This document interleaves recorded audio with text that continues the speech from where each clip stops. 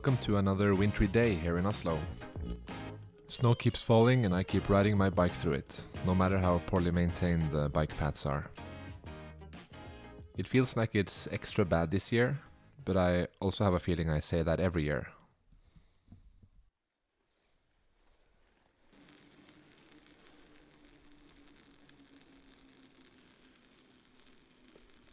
But to be fair, we've had continuous snowfall for a few days and the plows can't be everywhere all at once.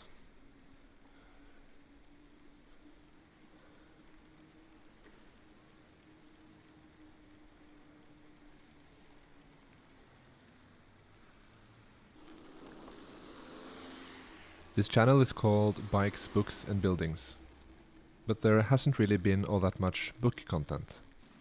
I did visit a bookshop in an earlier video, but since then it has been mainly about bikes and buildings. Today though, we'll add some books back into the mix, but not without bikes and buildings as well. I'm riding to the relatively new main central library here in Oslo. I have some books that are due to return, and I have one book to pick up that I've reserved. The library is located downtown in Bjørvika, or what's called the Barcode area, named after the rows of tall skinny buildings that line the main street there. It's also where we find the Munch Museum from an earlier video, and the National Opera House, which I'm sure I'll show you more of in a later video.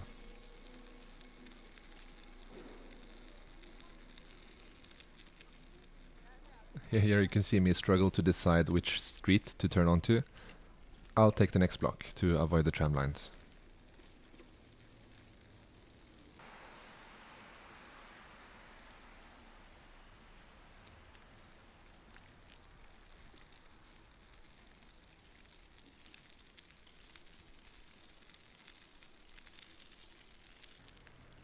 At the end of this street, we will soon see the Opera House and the library standing just next to each other down by the water.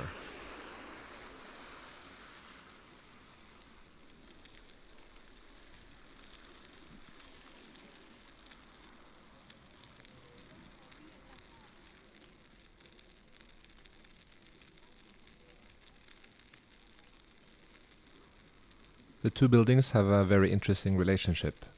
The Opera House was the first building here in this new part of the city and quickly became hugely popular and the most beloved piece of contemporary architecture in the whole country.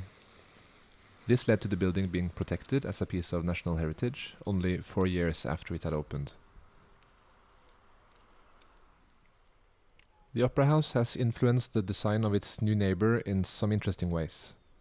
From this angle you can see how the slopes and lines of the Opera House seem to continue over into the library building, even though they have very different characteristics.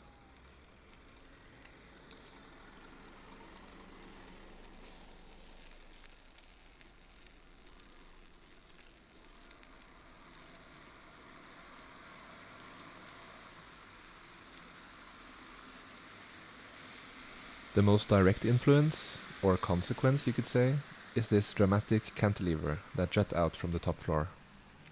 This came about due to some limitations placed on the site, caused by the heritage listing of the Opera House. There needed to be certain sight lines preserved, with specific focus placed on the part of the sloping roof of the Opera House that comes to an angle at this point.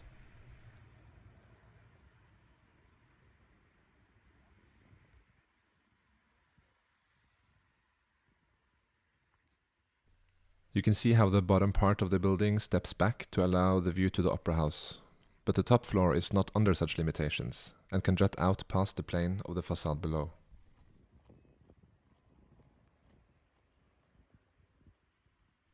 I personally really struggle with this top floor design. It does something to the proportions and weight, and the jagged edge of the underside disrupts the otherwise elegant lines and the nice touch of the glass facade that slightly overlap between the floors. The overlap is such a nice touch, and a nod to the traditional way of building, where each element from top to bottom will overlap slightly in order to keep out the wind and weather. Had the whole building been one contained volume, I think it would sit much more confidently and elegantly at this site.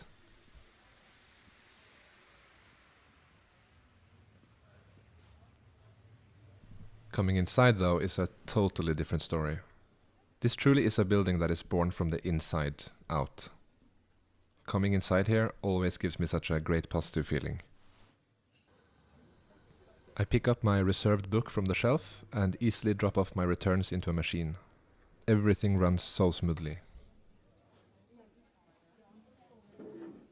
I'll show you the book later.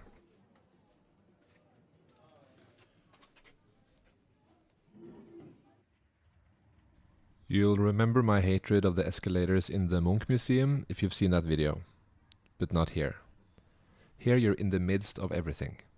These huge channels of light and air that cut through the whole building, revealing stacks of bookshelves and double-high spaces to sit and read or study.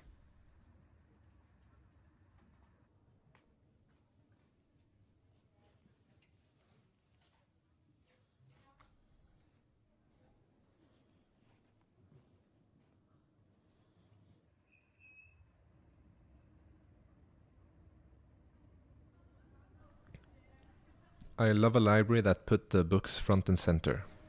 I remember when I was in architecture school, almost 10 years ago now, how so much of the trend around libraries was to remove the books and replace them with various multimedia installations and computers, for the future to be entirely digital. I'm really glad this is not the case here.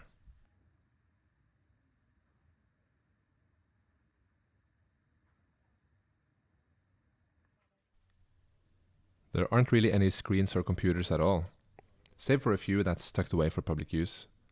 Like we all do, we bring our own if we need it, and we find a desk. What the library offers is high quality space that's free for all to sit and read or study.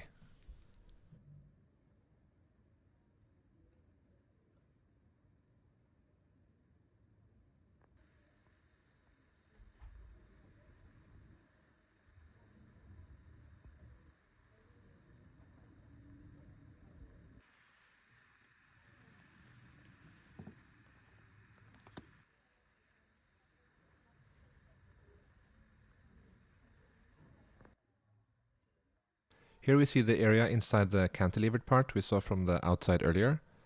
It's super nice up here, loads of seating and one of the more social spaces in the library.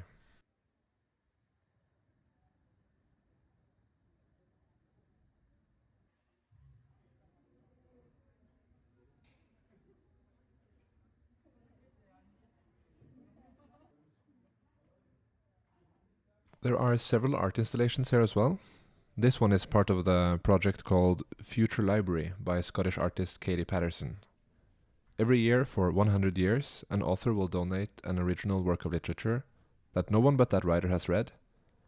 It is then sealed away, not to be opened until those 100 years have passed. Then they will be printed on books made from trees that were planted here in Oslo at the start of the project in 2014.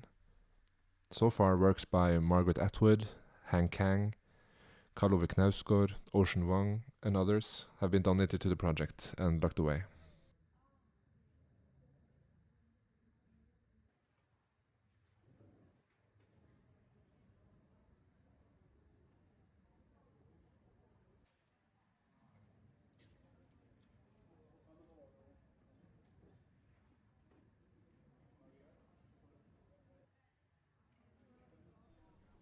It's a very popular space for students, and I love to come here too, to sit and read or get some work done if I need a change of scenery.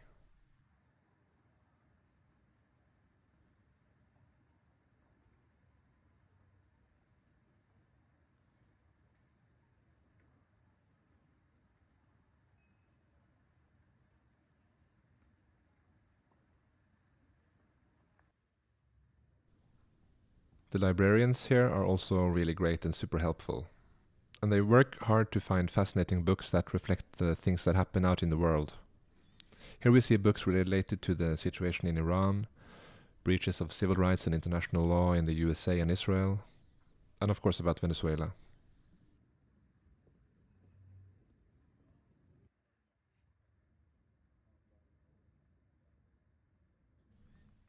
Of course I had to find the bike section. There are some really nice old school books. I could read them all.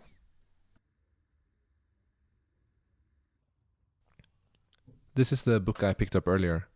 It's called Cyclogeography, Journeys of a London Bike Courier by John Day. It looks super fascinating, and I was surprised they had a copy here, since it's such a niche topic and from a small publisher in the UK. Never underestimate your library. There's a great interview between the author and one of my favorite underrated YouTubers, John Rogers, that I'll link below. I'll probably get back to this book in a video.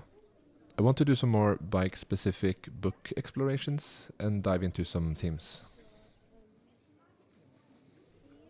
And checking your book out is so easy and quick.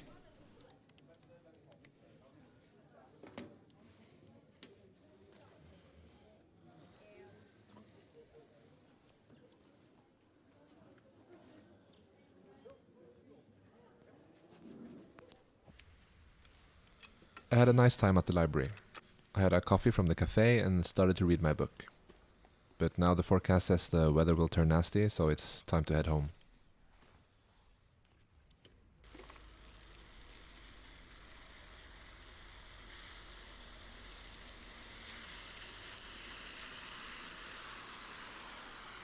I put out a call on my Instagram that I'm planning on making a video where I dive more deeply into my bike, the Clem Smith Jr. by Rivendell Bicycle Works. If you have some questions about it, or would like my thoughts on something specific, please leave it in a comment below.